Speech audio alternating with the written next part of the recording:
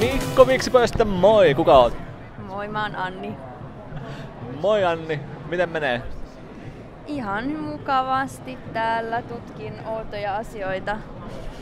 Mikä on ollut parasta tähän mennessä? Tää! Koska mä sain sen omaks. No eikö sienet oli kiinnostavia. Mä ajattelen, että sit kun ruoka loppuu, niin voi alkaa viljelee sieniä.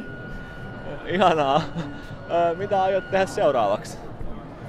No mä olisin halunnut joltain kysyä, että mikä tää on, mutta mä en tiedä kuka se on. Ehkä toi setä tuolla tai toi toinen. No joo, on tällainen keltainen patke, se on ehkä se. Se olisi se. Se näyttää jotenkin lunkilta.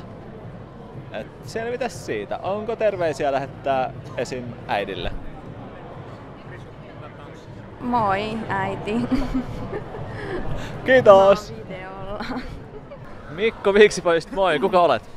No minä olen Mikko Viksipoika itsekin. Mahtavaa. Mitä teet? Minä olen tieteellisen laitoksen tutkija täällä viettämässä vapaa-aikaa, niin harvinaista sinänsä. Ok. Mitä jännää oot nähnyt? No tuossa on Värttinen ja Ruukinen pitkästä aikaa, että ihan näitä kätten töitä. Tuntuu yllättävän hauskalta vehkeältä tuo modifioitu ruukki, mikä löytyy tuolta päin. Ok. Onko niin, että tietojen käsittelyä viehättää tällaiset epäelektroniset jutut? No nekin kyllä, että oikeastaan ihan molemmat on mun mielestä aika hauskoja.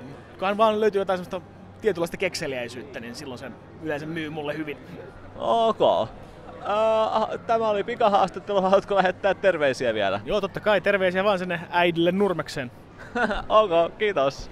Kiitos.